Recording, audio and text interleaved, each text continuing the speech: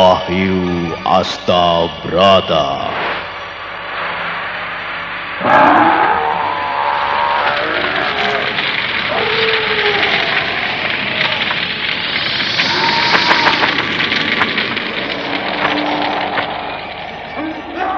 Tan hening wening upaya mukti nuring pangastuti. Tetek anggayo mukti sentosa rahayu. Acur wungu nirdaya tan aspi sampurna. Dewi Kesuma, datanglah,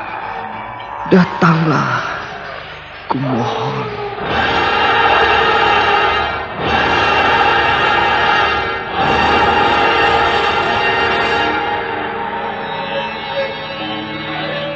Aji Sukmo, aku telah bersamamu. Kaulah suamiku. Mari menyongsong matahari.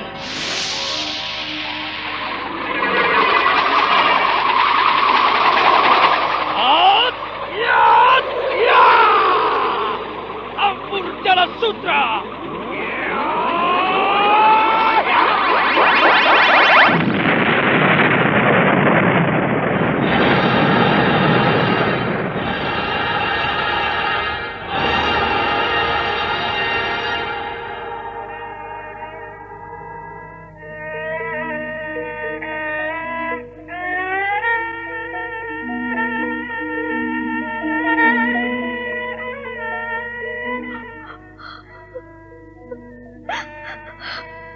Kakang Sukmo, tolonglah aku.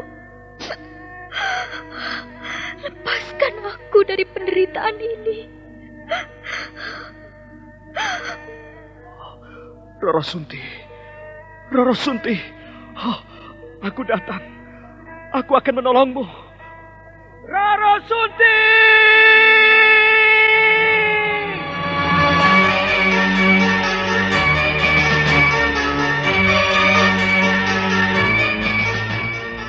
Wahyu Astabrata.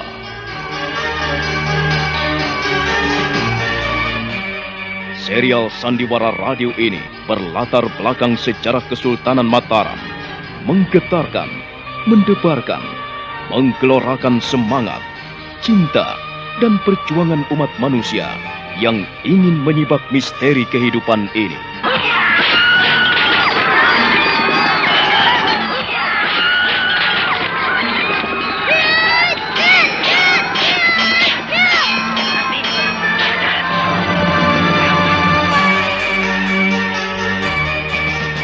Didukung oleh Ferry Fadli, Eli Ermawati, Ivone Rose, Yuli Mulyana, Idris Apandi, M. Abud, dan artis-artis top lainnya.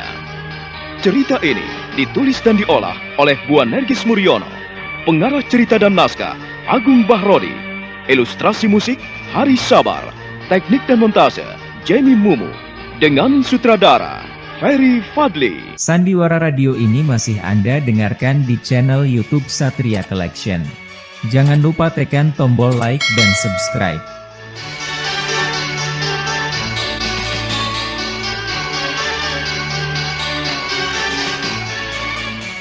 Wahyu Astabrata dalam episode pertama ini dengan judul Carita Adi Purwa.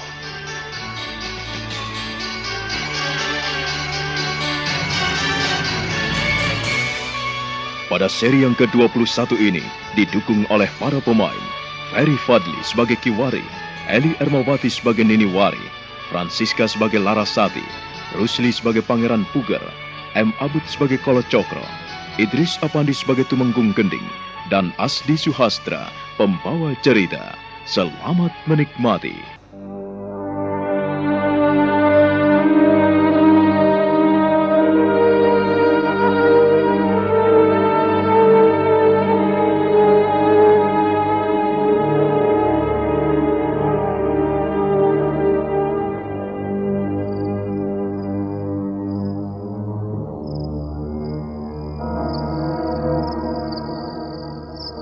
Pangeran Puger tersenyum mengikuti langkah Raden Mas Jolang sampai di depan pintu. Dia mengangguk-angguk puas sekali. Ketika Raden Mas Jolang sudah lenyap di balik tembok istana, dia buru-buru menutup pintu. Dia meninju udara dengan hati gembira.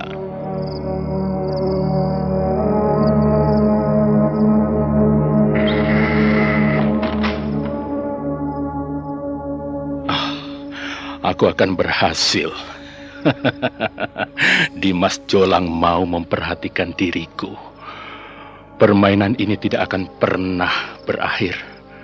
Aku akan mempersiapkan sesuatu. Aku akan membuat kejutan bagi mereka. Kang Mas, Dimas Jolang sudah pergi? Iya, dia sudah pergi. Kang Mas berseri-seri sekali. Sekarang aku bisa tersenyum. Sekarang aku bisa bercerita segar kepadamu. Maafkan aku jika beberapa waktu lamanya kurang ramah padamu, Nimas. Nimas mengerti, Kang Mas. Kang Mas menghadapi banyak permasalahan yang rumit. Aku berusaha memahami kesulitan itu. Kesulitan itu telah berlalu. Satu persatu telah kuhadapi. Kau boleh menikmati hasilnya, Nimas. Kang Mas, kita harus mendapatkan hak kita. Kini mulai kurasakan terbuka jalan lebar menuju ke sana. Benar begitu, Kang Mas? Aku berhasil, Nimas. Aku yakin kau tadi pasti mendengarkan apa yang diucapkan Dimas Jolang. Aku telah mendengarkannya. Kau akan menjadi bupati, bukan? Usahaku tidak sia-sia, Nimas. Kau harus bersiap-siap. Iya, Kang Mas. Kau akan senang jika nanti usahaku berhasil, Nimas. Tidak lama lagi kita akan meninggalkan Mataram ini. Kita punya istana sendiri. Walaupun hanya sebagai seorang bupati. Tapi aku akan berusaha menunjukkan pada Adi Jolang jika aku masih punya taring. Maksud Kang Mas? Aku ingin menunjukkan kepada mereka jika Puger bisa bicara dengan cara lain. Mereka selama ini memandangku dengan sebelah mata. Dan kini kuharap mata mereka terbuka lebar. Bahwa Puger bukanlah seonggok arca yang hanya dibiarkan saja sebagai pajangan. Aku ingin, Nimas, supaya mereka mengikut sertakan diriku. Tapi apa yang mereka lakukan selama ini? Apa, Nimas? Kakang merasa tidak dihargai? Bukan hanya tidak dihargai, tapi mereka benar-benar ingin menyingkirkan diriku, Nimas. Mereka ingin aku agar tidak cawi-cawi dalam istana ini.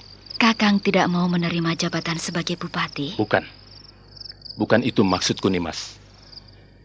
Tapi sebelum aku beraksi dengan mogok datang ke Siti Hinggil, bukankah mereka benar-benar mengabaikan diriku? Mudah-mudahan tidak selamanya begitu. Kalau Paman Gending tidak segera bertindak, barangkali aku masih tersingkir. Usulnya membuahkan hasil yang memuaskan hatiku. Kang Mas, sejak tadi Paman Gending dan Kolo Cokro menunggumu. Di mana mereka, Nimas? Mereka ada di ruang dalam. Ketika hendak masuk, Dimas Jolang masih ada di sini. Nimas Larasati. Iya, Kang Mas. Mengapa kau tidak mengajak mereka kemari, Nimas? Suruhlah mereka kemari dan buatkan minuman hangat. Iya, Kang Mas. Tapi apakah tidak lebih baik di dalam saja? Saya khawatir tembok di sini punya telinga dan tirai-tirainya punya mata, Kang Mas. Baiklah. Mari kita temui mereka. Shh, Kakang. Ada apa, Nimas? Hati-hati pada mereka. Tenang saja, Nimas. Aku tahu siapa mereka.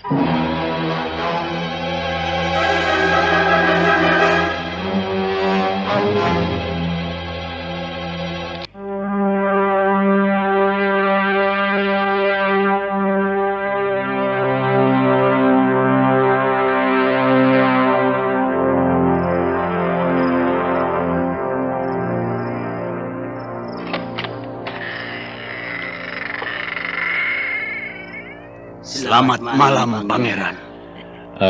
Paman Gending, Kolo Cokro, silakan duduk. Terima kasih, Pangeran.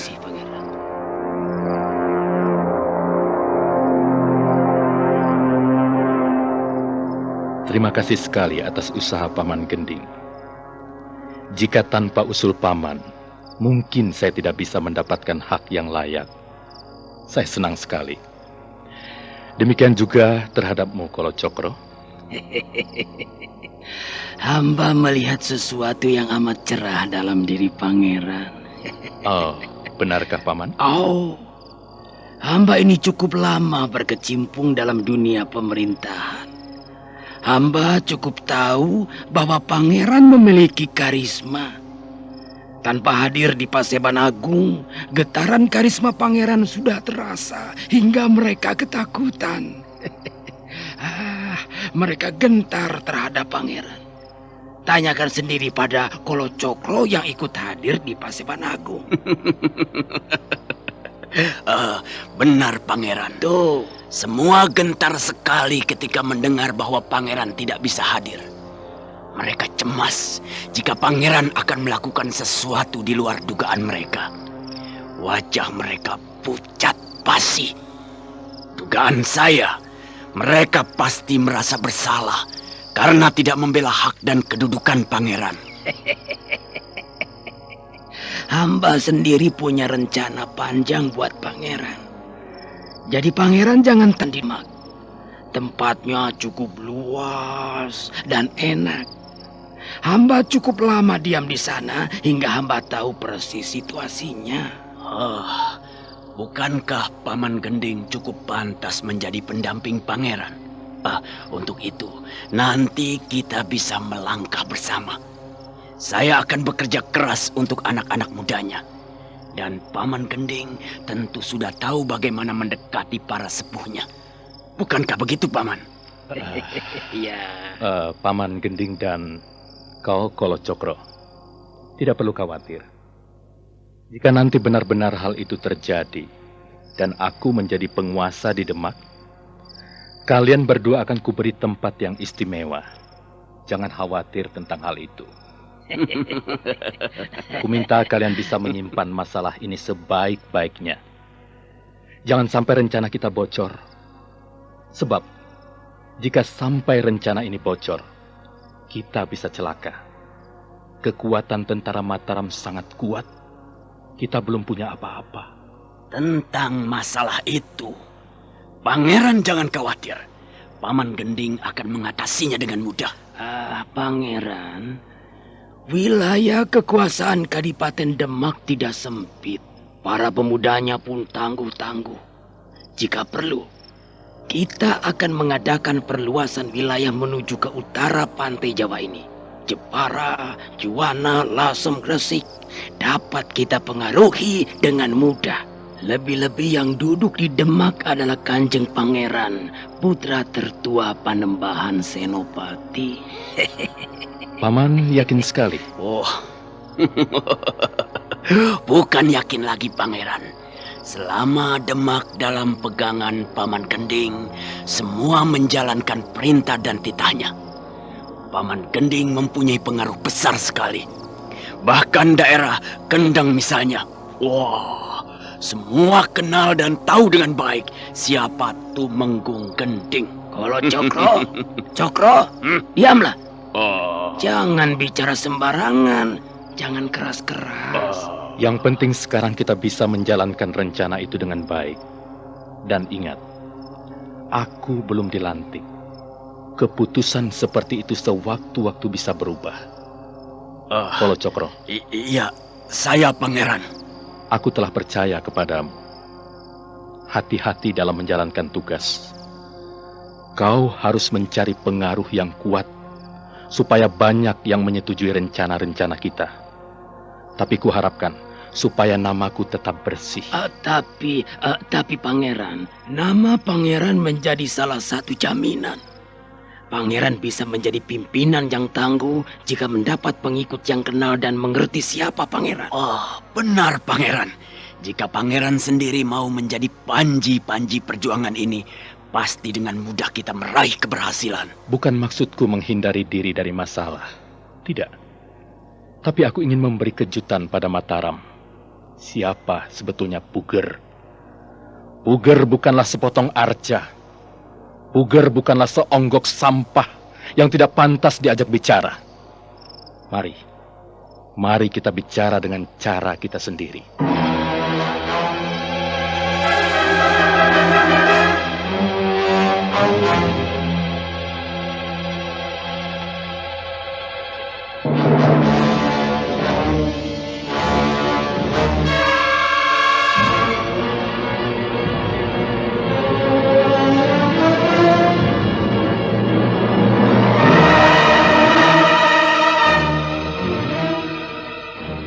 Mereka tertawa-tawa sambil minum tuak.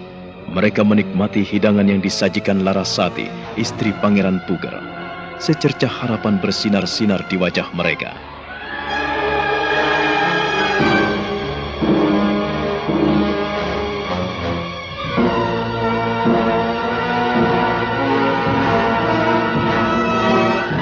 Sandiwara Radio ini masih Anda dengarkan di channel YouTube Satria Collection. Jangan lupa tekan tombol like dan subscribe.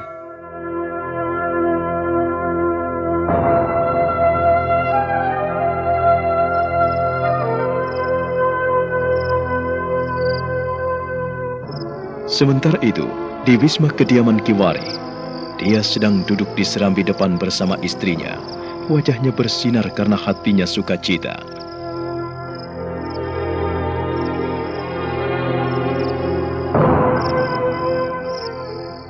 Semua yang hadir telah menyetujui rancang bangun kita. Aku bahagia sekali. Tidak selega ini aku hidup.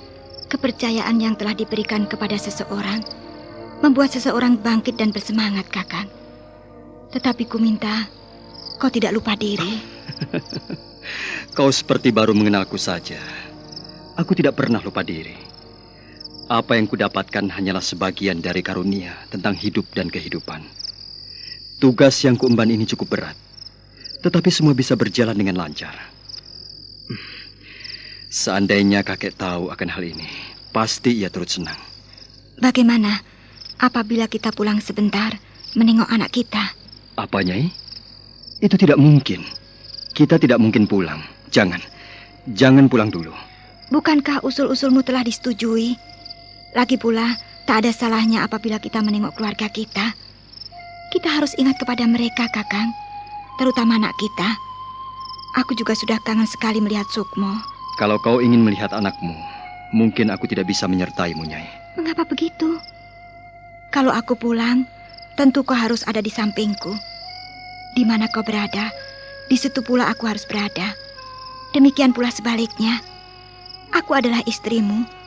Kau adalah suamiku, Kakang. Aku tak mau berjalan sendiri-sendiri.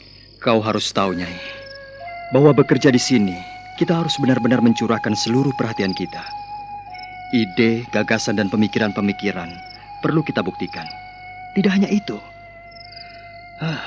Kalau kita sering pergi meninggalkan istana, ini repot. Kita nanti dituduh kumalungkung. Kau tahu, Kanjeng Sinuwun tidak menghendaki para abdinya yang kumalungkung. Kalau kita menunjukkan kesombongan kita nanti bisa dipecat. Terserah, Kakang. Aku hanya mengusulkan, kalau Kakang tidak menghendaki kita pulang, tidak apa-apa. Aku akan berusaha untuk menahan diri.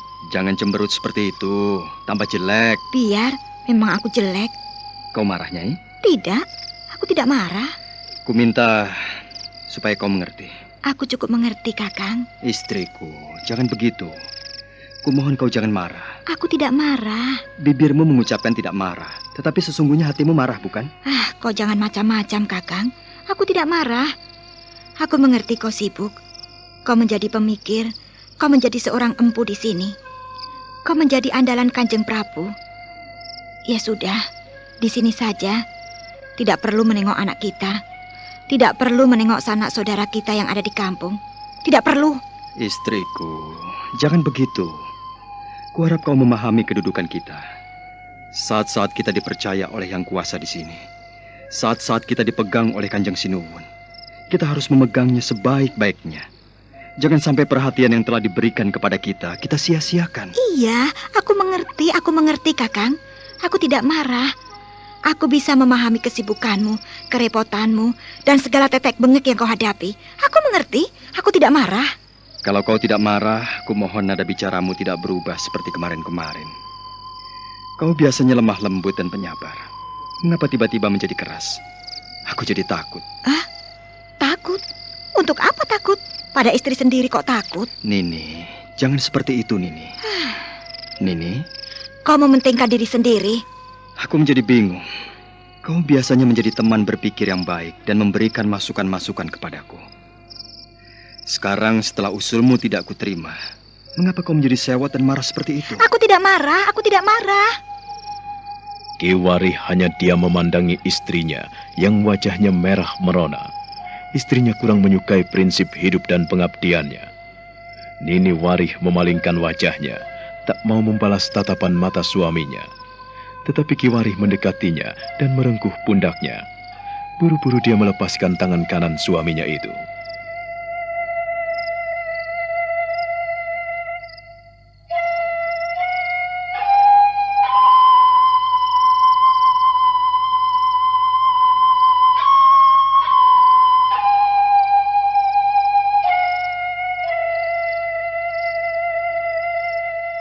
Sandiwara Radio ini masih Anda dengarkan di channel YouTube Satria Collection. Jangan lupa tekan tombol like dan subscribe.